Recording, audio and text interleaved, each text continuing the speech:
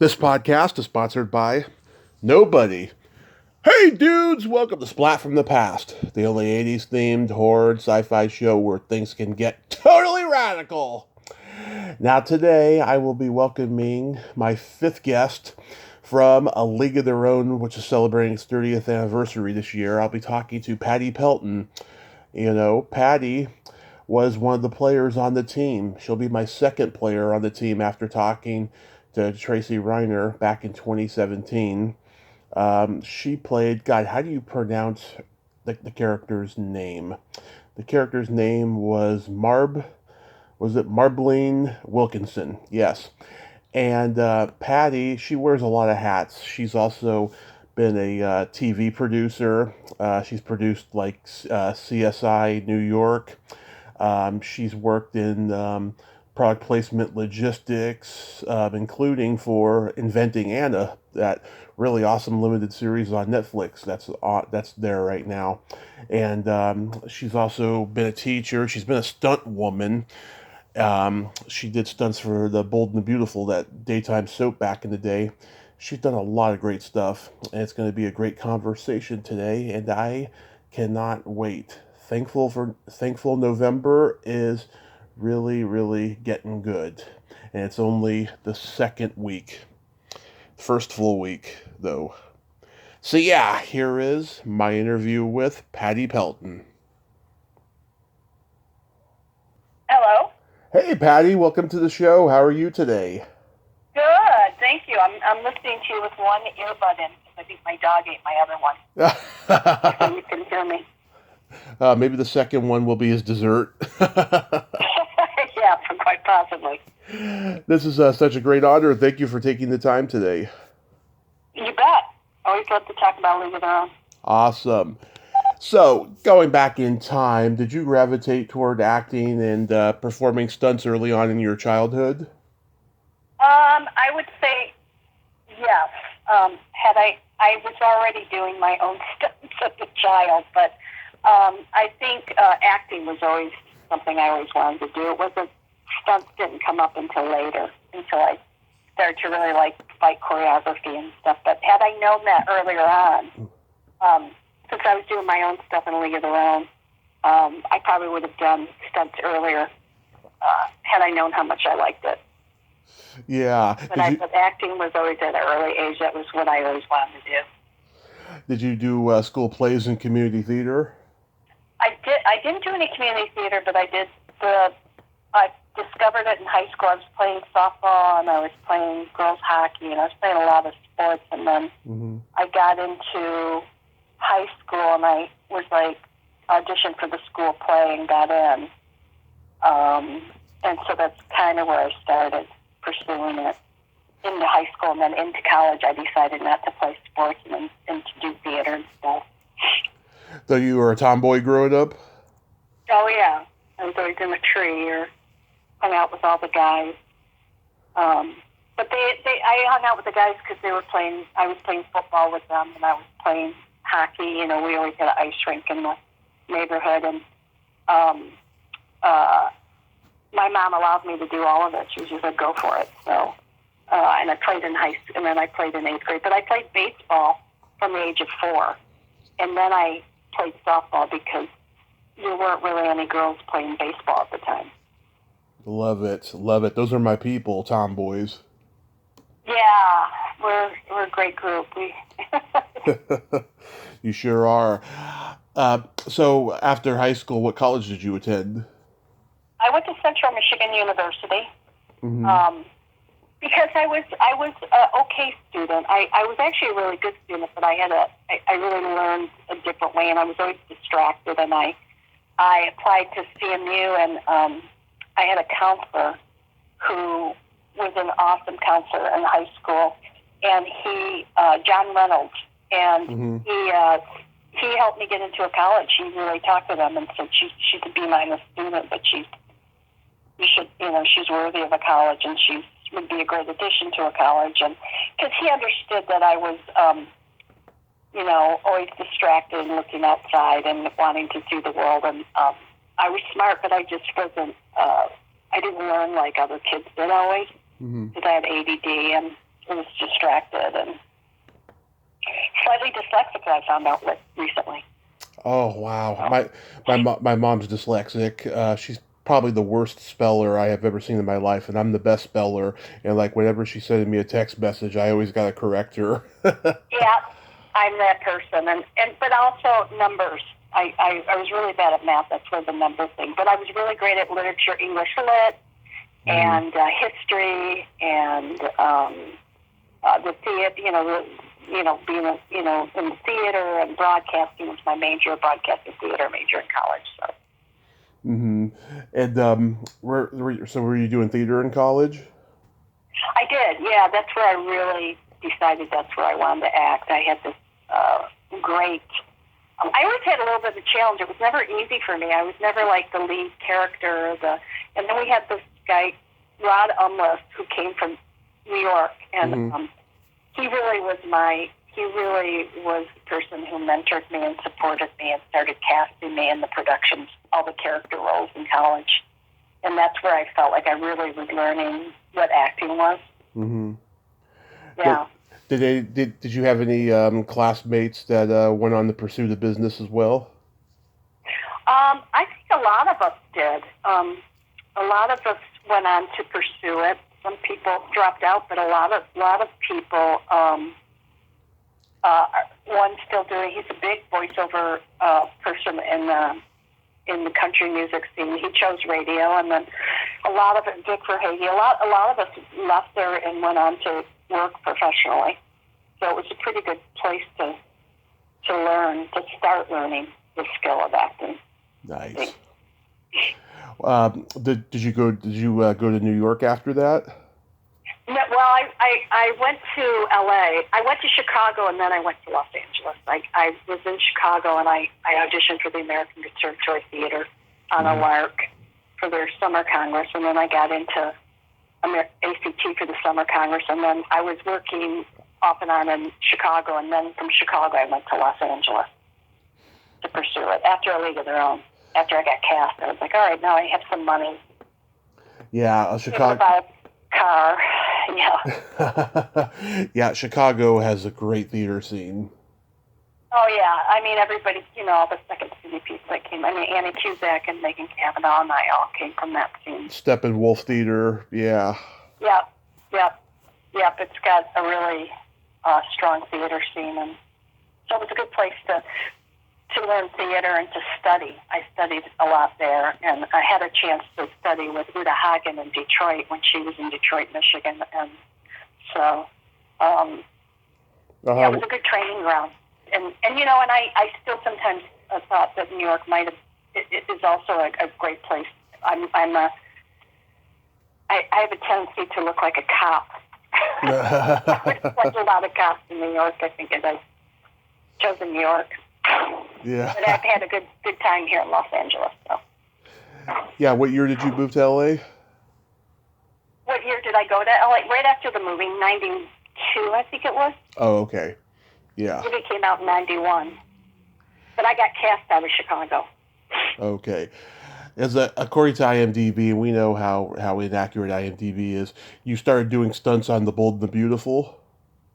Well, that was that my first stunt job? I think it was. What happened was I was hanging out with a lot of stunt people. I was hanging out with a lot of people doing stunts, and then I knew Dave Leach, who did Atomic Blonde, and who's doing the John Wick series, and Brad Martin and all those guys. They had a gym, and so I used to go there and kick around with them, and then I just started hanging out with the stunt guys and kind of learning fight choreography and sword fighting, and started to. I think Bold and Beautiful was the first one, and I just added it to my acting because I thought since I did it in League of Their Own, maybe I would get cast more because I could say I could also do a stunt. Yeah. So I did that, and I did She Spies, and I did a few shows, and then eventually I just decided to get out of it. Yeah. Because I thought if I get injured, as much as I loved it, I came to it later in life. So. Mm-hmm. Absolutely, it's understandable. So, how does A League of Their Own come into your life? I I auditioned. It took me a couple of years actually to get League of Their Own, because first year I did get it when David Anspon was directing it. They cast me, but I wasn't sure what role I was going to be playing. Of course, it would have been a completely different movie, because even though I was an actor, people thought I was a ball player first. And so, as you know how David Anspon is, he casts players, and then he teaches. He lets them act. He allows them to act.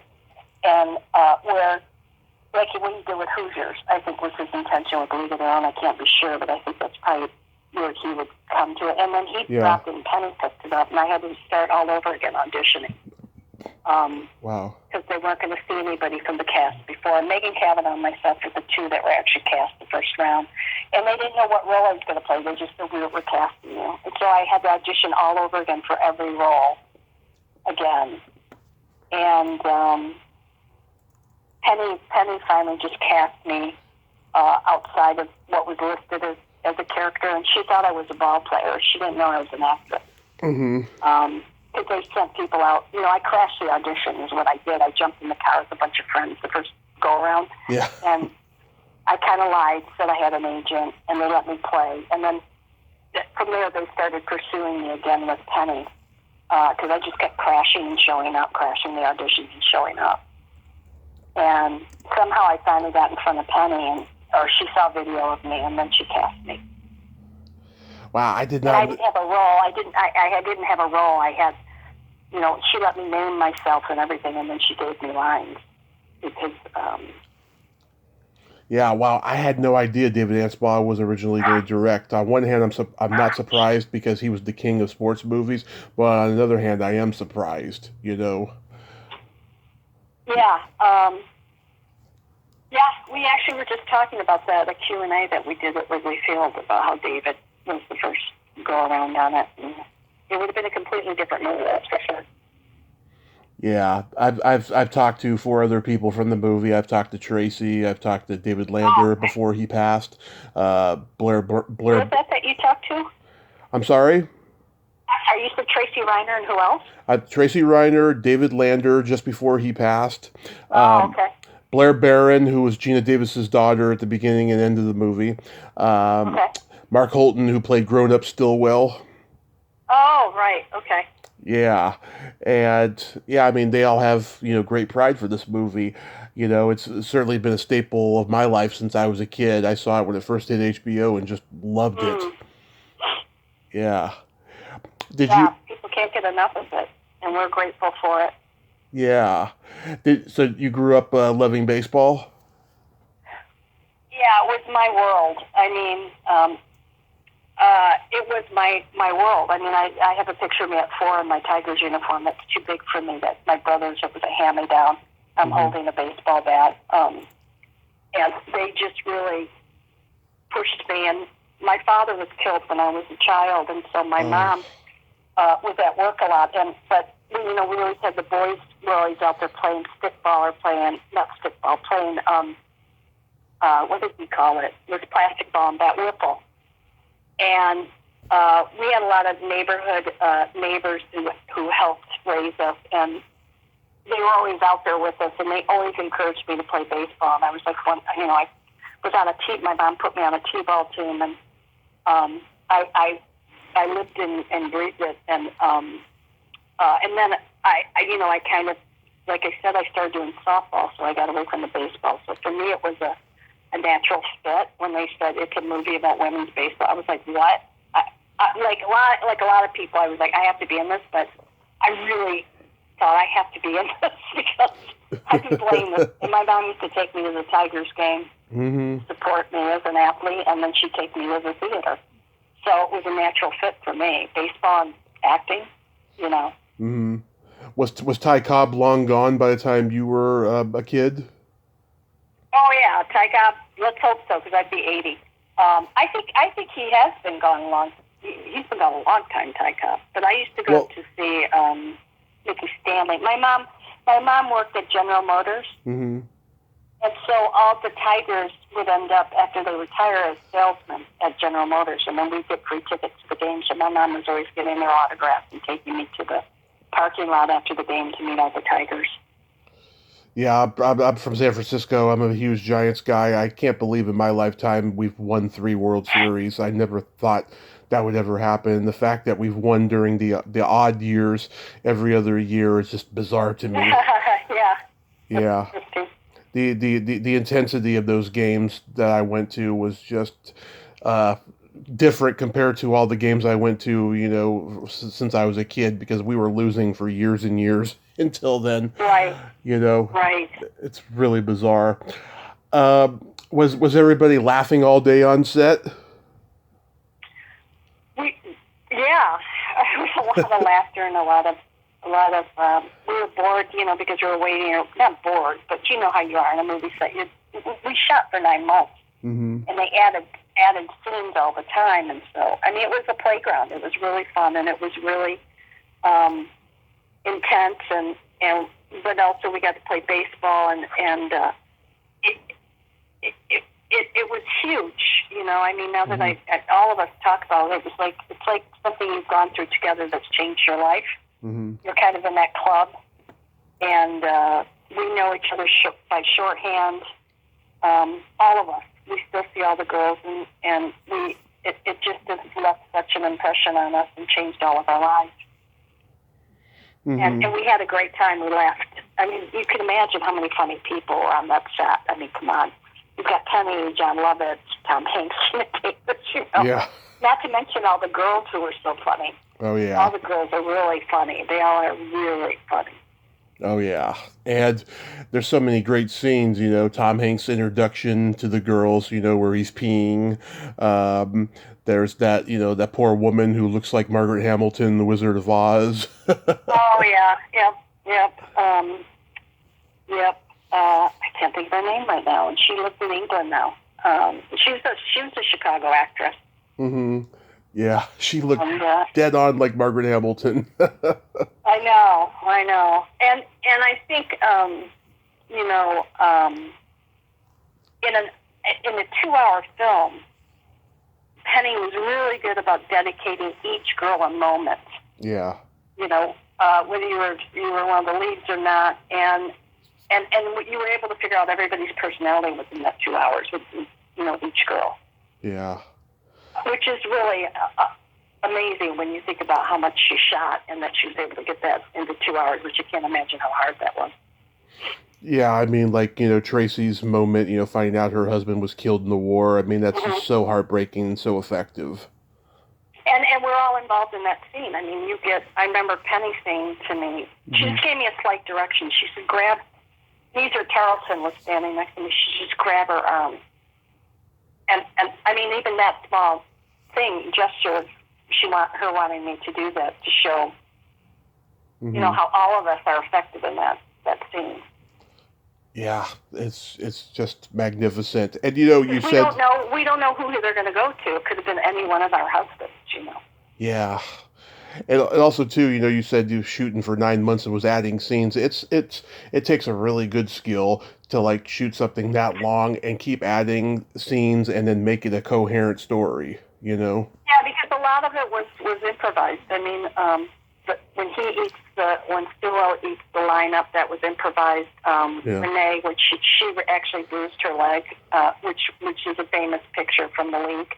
Mm-hmm. They used to bruise themselves. Like it would be like a car accident bruise, when they'd slide in those skirts, and that was all improvised. And so she was adding stuff too as we went along. Mm-hmm. And it was a great script, obviously. I mean, besides us improvising, what a great script we got to work with. Oh, Gads and Mandel, those guys are comedy masters. They come from TV. Yeah. It's a films. They came with a vengeance. Yes. And it's amazing how they were able to write for women, and the women were able to make that material work. Well, and John Lovitz, his whole scene where he's telling the chickens to shut up and everything, or the cow, will you shut up? That's all improvised. Penny told him to go ahead and do whatever you want. If you want to yell at the cow, yell at the cow. So you're working with comedy geniuses. Absolutely. What was Madonna like to work with? She was we all say this, we always say this, we always credit her with being such a hard worker. She was there when we left the ball field, and there when we already did a run before we even got to the ball field. So she was a very hard worker, and she she was very funny. Yeah. You know. Yeah, I think at the time there was criticism surrounding her being cast because they saw it as nothing more than just to get box office cachet or something Mhm. like that. I think Mhm. she did a pretty good job, and that scene where she's dancing with Eddie Mecca, that was pretty good. Oh yeah, that's a great scene, and yeah, I don't know, that movie, the stars really aligned. Hmm. Everybody just had a part in it, and that's very rare that you actually have a vision, and then the stars align, and everybody you cast kind of just fits perfectly. And then the team of people you have putting it together, and so yeah, it's still fun to see it. It does. I watched it last night. It still holds up. How many months of practice did you all have? I came to it later than the girls. They were already practicing about a month before I got there. I don't remember how long we practiced, to be honest. I know we practiced before we started to film. Hmm. There was a lot of that, but I came onto it late. They had already been a team and already started practicing, so I joined them in Chicago. And then I can't remember how many weeks we practiced, to be honest, before that opening sequence at Wrigley Field. Hmm. I can't remember. But we practiced a lot. We practiced every day, all day long. Oh, you had to, to be that Yeah. physical. Yeah.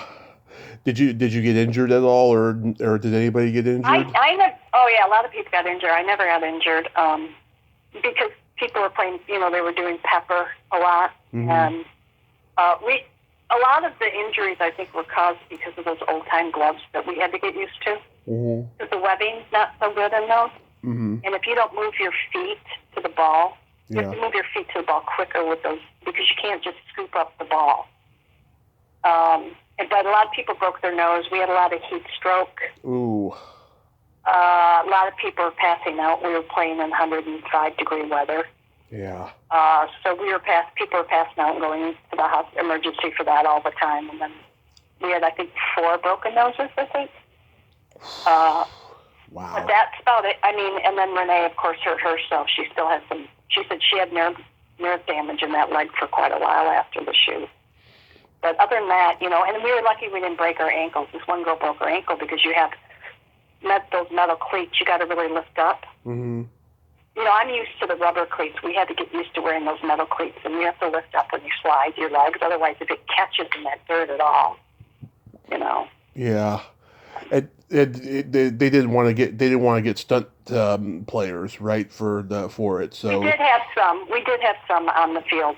We had some stunt doubles, but for the most part, the girls, we played and did close-ups, but sometimes if it was a head-on slide, every once in a while you'd have a stunt double or somebody throwing. But I mean, a lot of us didn't. I didn't have a stunt double, but Megan did her own hitting. We did play we played most of it was us. But there were some extra girls that in case something came up and they had to slide head first or something. But Madonna was doing those head first slides too.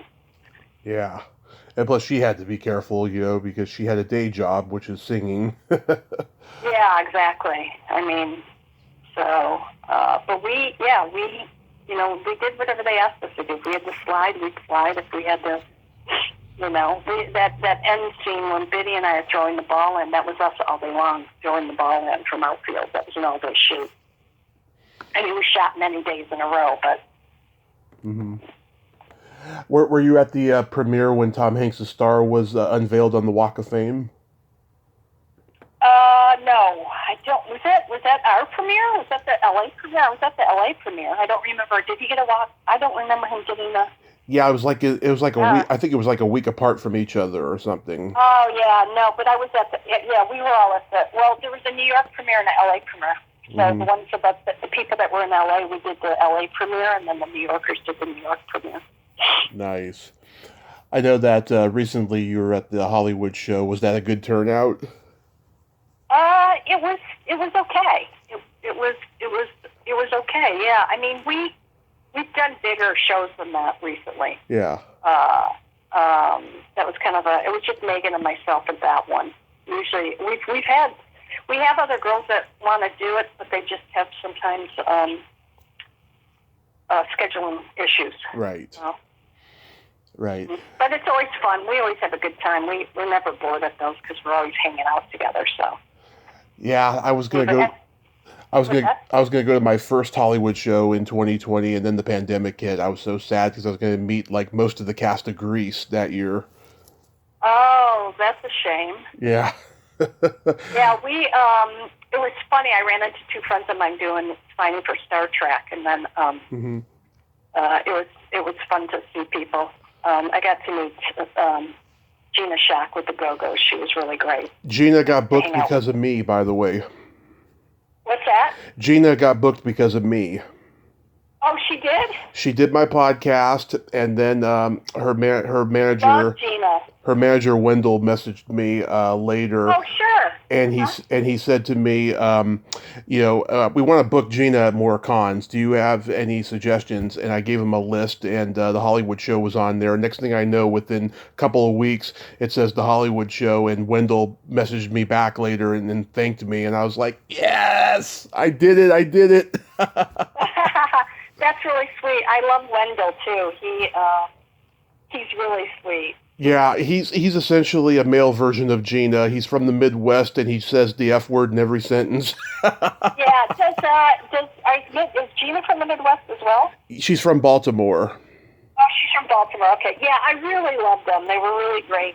And the Go-Go's. Come on. I'm the biggest Go-Go's fan in the world. I've been literally crying every day since that interview because I can't believe it happened. It's like, just one of my biggest dreams of all time happened, that I got to talk to a Go-Go. Hopefully I'm going to be talking to the bass player, Kathy Valentine, next year. Oh, that's great. We're in the middle of setting that up. Oh, go ahead. I'm sorry. We're in the middle of setting that up. I was just going to say. Okay.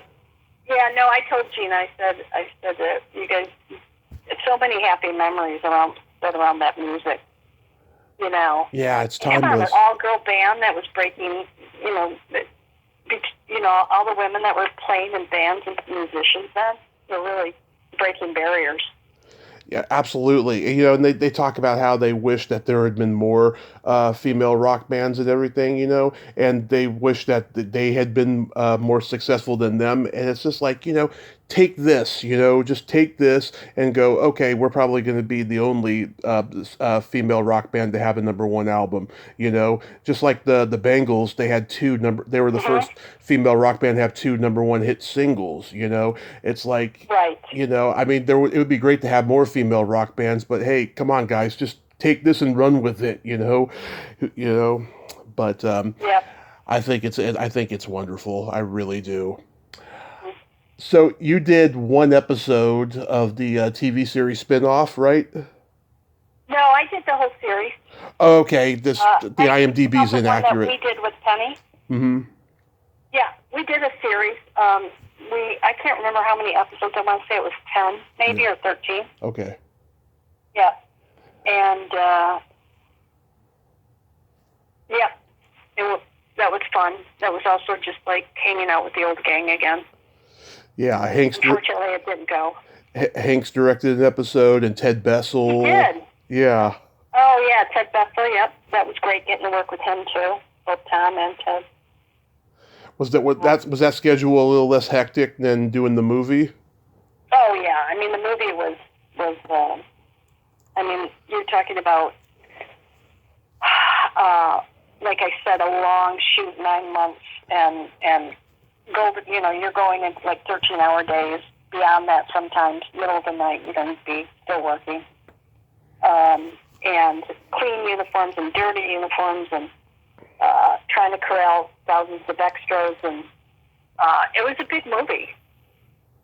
Yeah, and it was a period piece, and those are never easy to do. And TV show was, of course, definitely less hectic, less people. Yeah, what network was it on? Because I vaguely remember it. It was CBS. Okay, it was a CBS show. Yeah, Gary was in it. John was in it. John Lovitz, Gary Marshall was in it. We were with all the same people.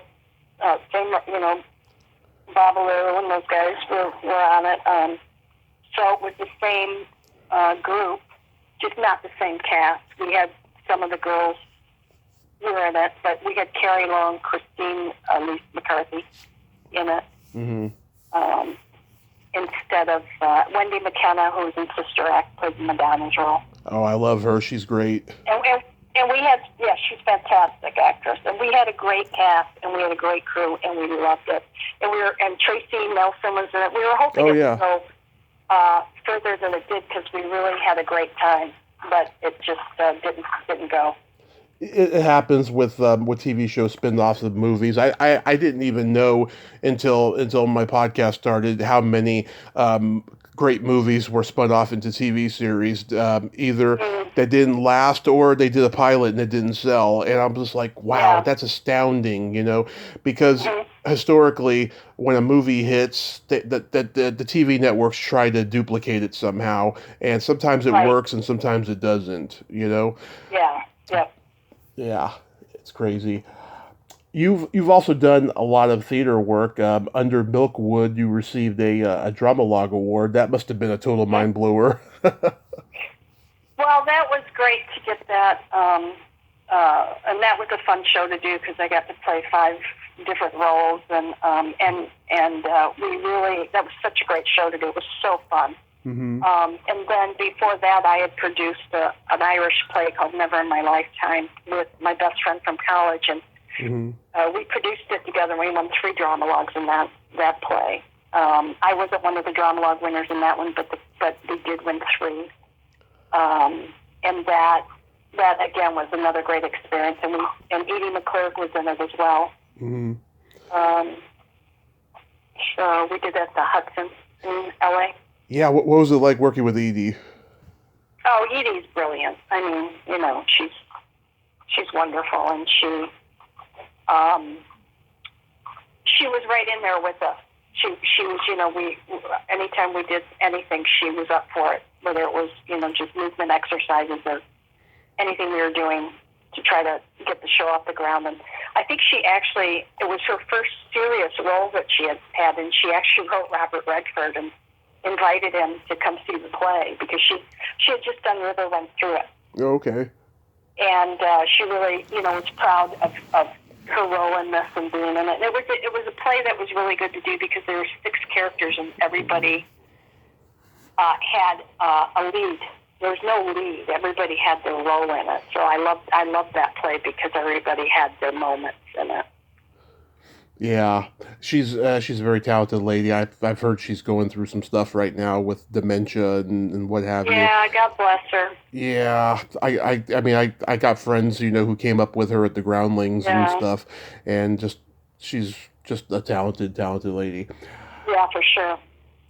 So, what made you go into product placement strategy? I guess that's what you call it. Yes, it's product placement. I was doing a show with somebody who's with CSI New York, and I was producing my own stuff, and I produced a short film that won some awards, and my friend was involved in it, and she said, you should, they're looking for a product placement person at CSI New York, and I think you'd be great, so you should interview. And I was like, oh, they're not going to hire me, and I went and interviewed and made it all the way to meet Anthony Zeiker, who's the creator, and they hired me, and I was there for 8 seasons and became an associate producer on it. And I did that in clearances for them, and it was, we were a family. I did 8 seasons, and it was really fantastic and fun. And I was also doing my acting in between, and it gave me that background so that I was able to go out and do movies and freelance and be an executive at Paramount Studios for a short time as a director of brand integration, and so it was a happy accident. Yeah. So what does the job entail? I look at scripts. I resource product for productions and sometimes integration deals on independent films, can be money deals or to put product in, or I resource and keep their budget down by doing anything from robotics to water to, medical equipment, and resource it no charge to production and make sure it gets returned, and also involve techs and get techs to help them, show them how to use some of the equipment. It could be anything. I mean, I just don't think outside of the box kind of attitude. So. Yeah, essentially, you gotta make sure too that the product that's being used in the movie is being put to good use. In terms of being shown. Yeah, there's a lot of things to it. People think it's just put water in there, but it really has a lot of. You're dealing with the studio. You're dealing with the client who's got the product. You're dealing with production. You're dealing with set deck. You're dealing with props. You're dealing with a lot of different variables when you do it. So it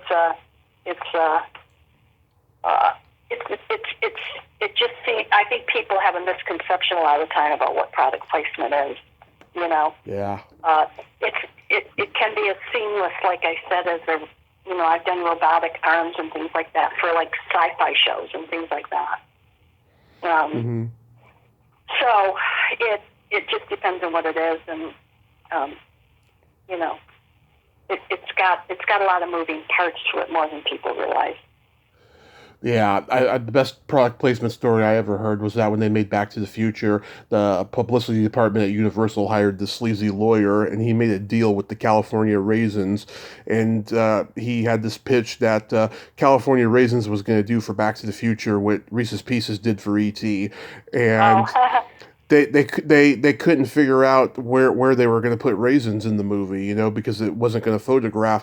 So like when Marty comes back to 1985 at the end there, the homeless guy's sleeping on this bench that has a California Raisins bus stop ad in it. And when the California Raisins saw that, they were livid. They just did not like that, and so they had that lawyer had to give the money back, otherwise they were going to sue. But oh wow. Yeah, that's like a really good product placement story. I thought. I've never heard that story. Yeah, it's been mentioned on the DVD commentary or something like that. And so very interesting. It's not like national story. Yeah, so you've also so you mentioned CSI New York. How was working on that show? Oh, it's fantastic. I mean, we're a family again. I got lucky. A lot of career stuff that happened that people I was involved with. I still talk to a lot of the CSI New York people. We're all on each other's Facebook. I actually just worked with one of my friends who was an AD and is now a UPM. So we really were sad when that got canceled, but all shows do eventually, and we went our separate ways, but we're all still in touch. A lot of us get together still. So, it was great. It was a great show to work on. Yeah, what's her name from Providence was on there? Melina. Melina, yeah, Melina's great. I love Melina. In fact, I worked on another show with her, and she rode up on the golf cart. She was like, family, when she saw me. Yeah. Because, we had it was really great. It was a great working environment, and it's one of the best working environments that, as far as family and kind of, we were really lucky. That show was a really lucky thing, and we had good people on it. So. Mm-hmm. And Venice, the series, I'm not too familiar with that one. I'm not either. We really didn't cross over that much between. People are like, oh, do you know so and so? And they're on Vegas, and I didn't meet all the people from Vegas or the other shows. Most of the time, we were split up. Mm-hmm. So I noticed you did product placement consulting on Inventing Anna. Yeah. Mm-hmm. I was really glad to get that. That was really fun. That was a lot of high-end product. And they were, again, really great. Shonda Rhimes, that group is really great to work for. And that was a lot of high-end product placement. And a lot of people really wanted to be involved in it in New York because they'd heard about it. They were very interested. Oh my gosh, we got to be part of that because they loved the story. So. Yeah, I thoroughly enjoyed that series. I'm very critical of today's content that gets put out there in general, but this really surprised me. I didn't even know the real story, and I was like, wow, this is crazy. I mean, there's so many people out there like her today. Mm-hmm. Yep. Pretty interesting. It was. For sure. And the cast was was really good. It was a good cast and a good crew to work with. So. Yeah, in episode 3 or 4, there's that scene where Anthony Edwards is performing oral on Tracy Pollan, and like everybody I know, all the women I know who had a crush on Anthony Edwards back in the '80s loved that. Oh, really? Yeah. I still remember this scene. Yeah. Yeah, they were like, "Oh God, I wish I was Tracy Pollan right in that scene." Oh, wow. Really? Yeah, Oh. it's funny, he's older now. He looks kind of like Gene Hackman with a bald head. Oh, yep. Yep. He looks fantastic. Yeah, Such a good actor. he's a very good actor. Yeah. So what made you get into the public speaking circuit? I like talking to young people, and I wouldn't say I'm actually in the circuit, but I am. I do like talking to young people about the business and about what they're trying to accomplish, and try to support people if I can. And I do like I've done public speaking for different things, but and I hope to do more of it in the future. I just enjoy connecting with people. And I think through connection, it keeps me very excited about things. So, and I had the opportunity to do Ringling Brothers and talk to their kids about what they're shooting and what they're doing. I talk to them about the business and also about product placement. So, I just love doing it. So. Do you get satisfaction teaching that you don't get when you're doing other things like acting or producing or whatever? Oh, for sure, absolutely, yeah, absolutely. I love teaching. I've taught in the past, and I love it. So. Did COVID put a strain on going out and doing that? COVID put a strain on just about everything. Yeah. So, yeah, kind of put the end to that for a little bit, but we recovered, and it sure gave you time to think about how grateful you are to be able to be back out there. So, So you've got out this year and do it? Yeah, I'm still out there doing it, and it's great not to be isolated in that way again, and being able to reach out to people. So hopefully more coming up in the future. Oh, that's so awesome. We do a lot of Q&As as the girls from the League of Their Own for women's sports and baseball. We're always excited to go to anything where we can talk about and promote women's baseball and women and sports, and that's always something that we like to do, and are always, most of us are activists, so we're always happy to pay it forward. Oh, that's so awesome. Yeah. Do you have anything upcoming that you'd like to mention? Well, I'll come back and talk to you about my graphic novel that I'm writing. Oh, you're writing a graphic novel. I am. I can't go into it, but even as we speak, the illustrator's doing some of the characters' proposal. And I have John Ostrander's my advisor, Suicide Squad. He's involved in it. And I'm hoping to have something by the end of the month, and be heading towards putting the proposal together and finishing the book. So, is it your first novel? Yeah, I've never done one before. It was going to be a children's book, and everybody thought it was so visual that I should do a graphic novel. So that's what I'm doing. I said, okay, not realizing how much it's involved. But I'm enjoying it. I love it, and it's been a great thing to be doing. And then I'm putting together a one-woman show. Awesome. It had to kind of take a back seat while I was getting this ready, but there's always something ahead to work on and to do. Absolutely. I imagine the novel is a quarantine project. It came up during that. Yeah, somebody said to me, you should write a book. And I said, you know what? People say stuff to me all the time. And I thought, you're right, I should do a children's book. She said, you should do a children's book. And so I started it during COVID, yeah. And it's just kind of, it's good. I'm very excited to see. I think I'll be even more excited once I start seeing some of the drawings. So, the illustration.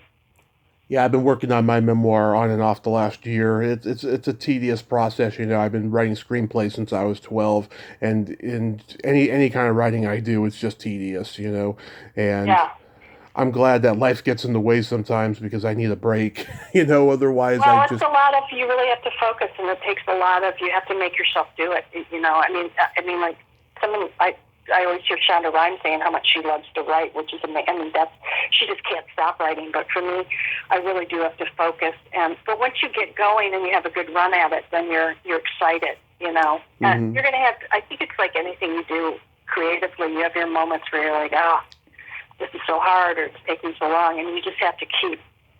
You just have to run a race. It's like a marathon race. You just have to keep drinking your water and pacing yourself because it's going to happen. But you just got to keep at it. So. Absolutely. We got to play by Secret Silly game. This is a series of silly slumber party questions. No win or lose, just pure fun. And Okay. how the game works is I ask you the question, you answer it, and then you ask me that exact same question, and I answer it. And feel free to comment on answers because they'll be funny. Okay. Okay. Patty, are you ticklish? Yes, I am. I am ticklish. Are you? Oh, yes. If you tickle me without warning, I'll hit you in the groin. Okay. I won't approach you with the tickle then. Oh, you can just let me know beforehand. Okay, let you know beforehand. All right. Warning. What's your favorite part of the body? And it can be anything. Eyes. Eyes. That's a popular one. Yeah. Well, they say a lot, don't they? They do. How about you? What's your favorite part of the body? The belly button. Because it makes you laugh? Wow, I never really thought of it that way. No, it's just Makes me laugh.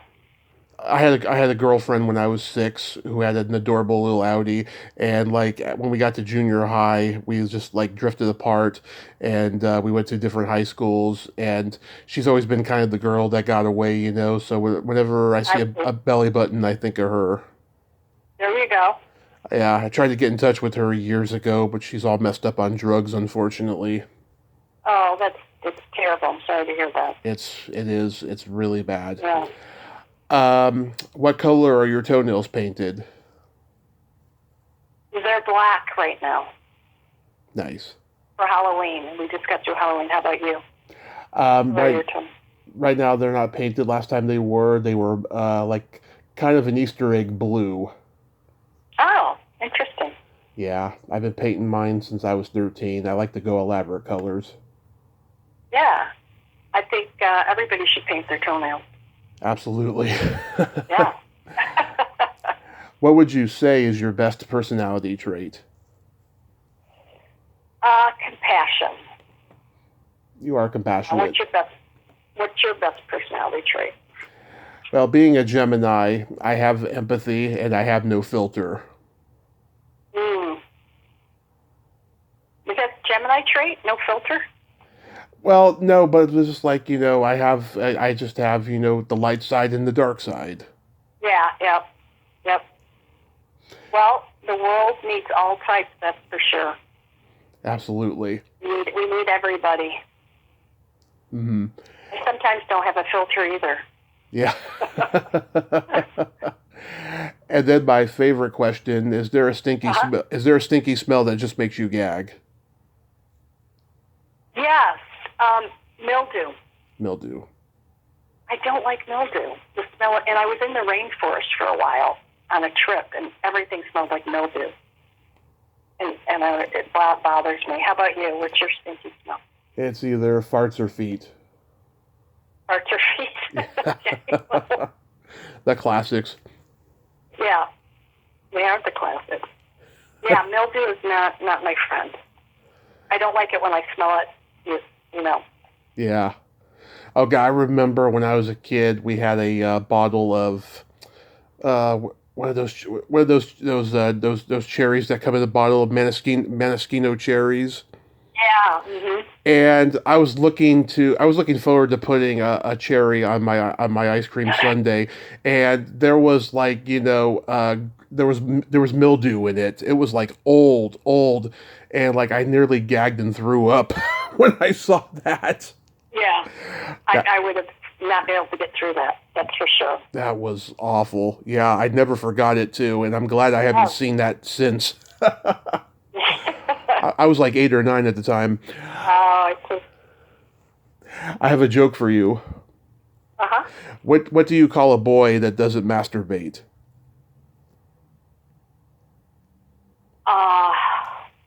I don't know. A liar. Oh, yeah. That is true. Yeah. That is probably true. Yeah. Patti, thank you so much for coming on today and sharing all these great stories. You bet. And take care of yourself, and it was good talking to you. Yes, absolutely. I hope I get to see you at a signing show in the future, and I will let you know if I'll be at one that you're at. And Okay. I hope you Great. have a happy holiday season, and be safe out there. You too. Thanks, Thank you. Take care. Take care. Bye-bye. Bye. Well, there you have it. Patti Pelton. Ain't she a sweetheart? Oh, what a great lady, huh? And great stories there. Great sense of humor. I really enjoy talking to her. Well, until next time, this is Tommy Throwback Kovac saying, there's no shame in living in the past because the present sucks. Later, dudes.